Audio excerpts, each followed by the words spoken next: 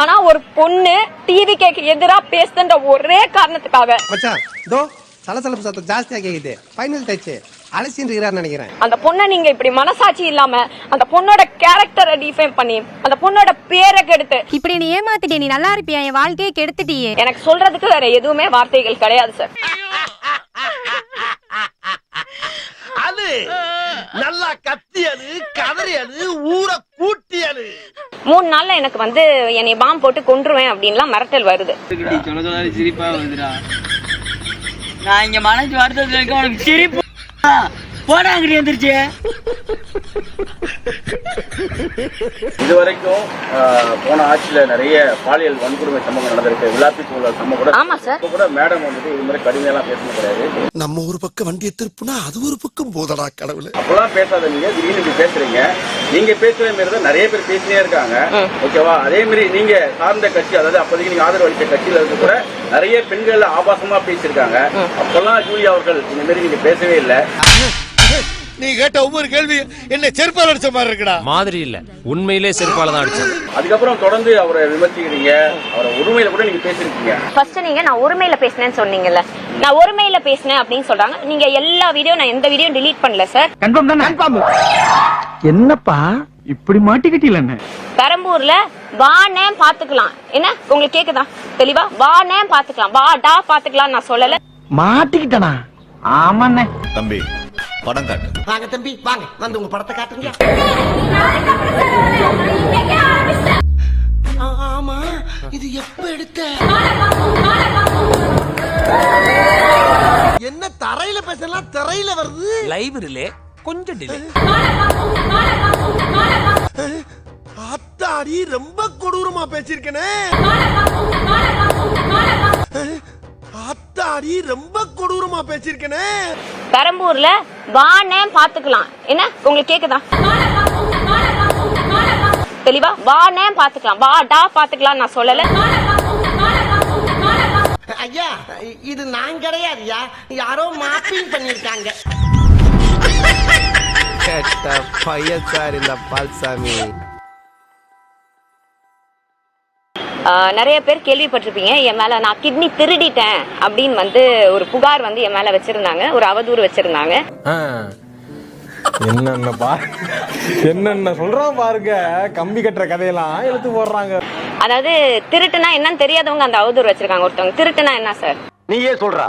உங்களுக்கு தெரியாம உங்க பொருளை திருடிட்டு போறது தானே திருட்டு. கிரிஞ்சுங்க, கிரிஞ்ச் ஆஃப் தி இயர் உங்களுக்கு அவார்டே தரலாங்க. எப்பறாங்கண்ணே சூப்பர் கிரிஞ்சு, இந்த மாதிரி கிரிஞ்சு நான் பார்த்து தரலாங்க. என்னைய வந்து எனக்கு ஆல்ரெடி கல்யாணம் ஆயிருக்குன்னு சொல்லியிருக்காங்க. எனக்கு வந்து இது 3வது கணவர்னு சொல்லி இருக்கிறாங்க.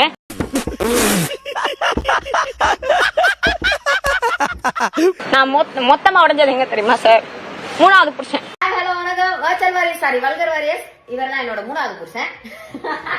இவர்தான் என்னோட 3வது புருஷன். நீங்க என்ன சார் சொன்னீங்க?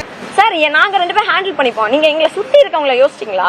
எங்களை பெத்தவளை யோசிச்சிங்களா? எங்க ஃப்ரெண்ட்ஸை யோசிச்சிங்க? எங்க சொந்தக்காரங்களை யோசிச்சிங்களா? அவங்கள எப்படி சார் சமாளிப்பீங்க? அவங்கள எப்படி நீங்க சமாளிப்பீங்கன்னு சொல்லுங்களேன்.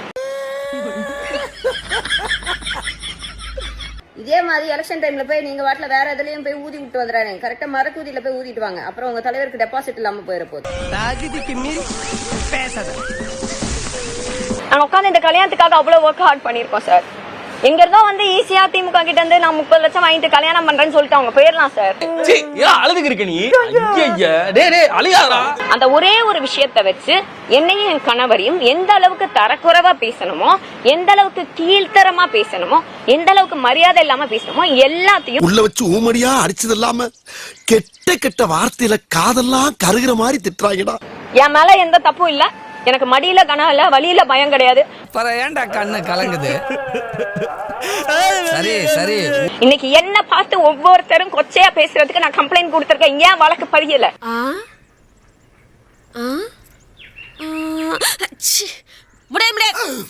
நான் ஓட்டு போடல சார். ஆமா நான் ஓட்டு போடல. அதுக்காக என்ன இப்படி தாக்கணும்னு அவசியம் இல்லையே சார்.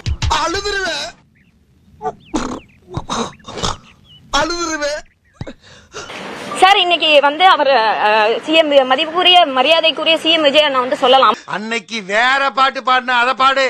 வேற பாட்டா? அதே கெட்டப்ல பாடுனீங்க. மதிப்புக்குரிய மரியாதைக்குரிய சிஎம் விஜய் அண்ணா வந்து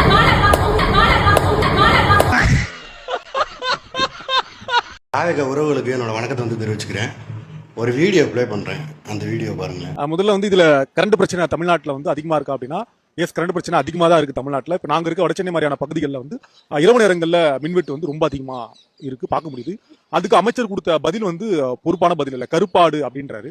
யார் அந்த கருப்பாடுன்னு கண்டுபிடிக்க முடியாத ஒருத்தருக்கு அமைச்சர் பதவி கொடுத்தது என்பது உள்ளபடியே ரொம்ப தப்பான விஷயமா இப்ப நான் உணர்றேன்.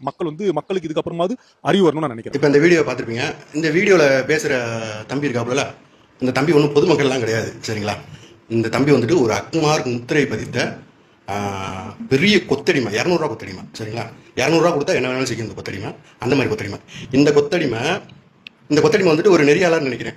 அந்த நெறியாளர், அதாவது டிஎம்கேக்கு சப்போர்ட்டான அந்த கொத்தடிமை வந்துட்டு மக்கள் மத்தியில் வந்துட்டு விஜயனை வந்துட்டு கரூர் விஷயத்தில் என்ன ஏன் மாட்டி விட்டீங்க அப்படின்னு சொல்லி சிஎம்கிட்ட கேள்வி கேட்டு பார்த்தீங்களா? அந்த வீடியோ போட்டு காமிச்சு பொதுமக்கள்கிட்ட ஒப்பீனியன் கேட்பான். அந்த வீடியோ பாருங்க.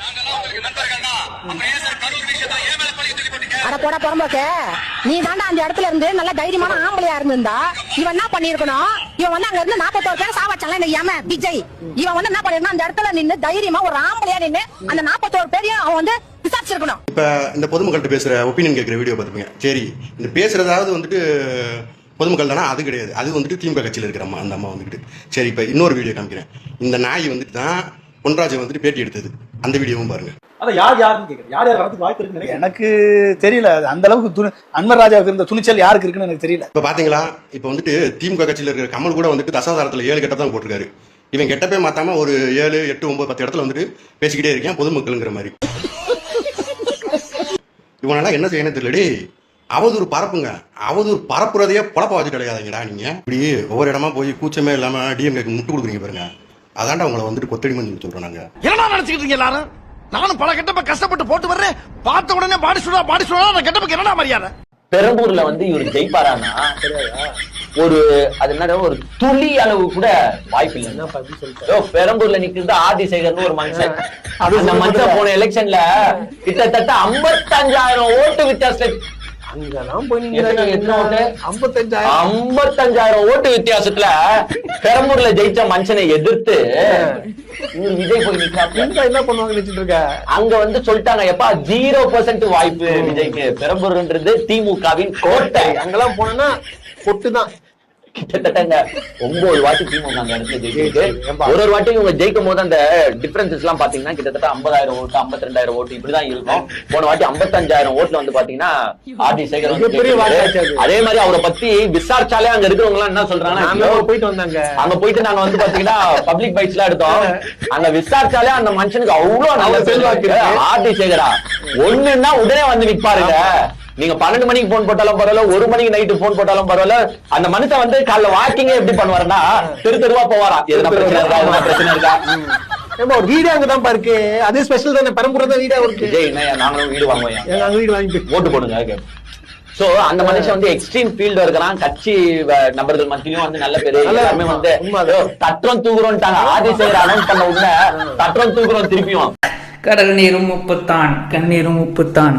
உங்களை நம்பினதே என் தப்பு. அப்ப அங்க வாய்ப்பு இருக்குமான்னு போயிட்டான். அதனாலதான் போனது பிளானிங். மிஸ்டர் விஜய், அப்ப நீங்க பெரம்பூர்ல இருந்து திருச்சி கிழக்கும் 2 தொகுதியில நிக்கிறீங்கன்னா அதுக்கு காரணம் ஆதிசேகரா.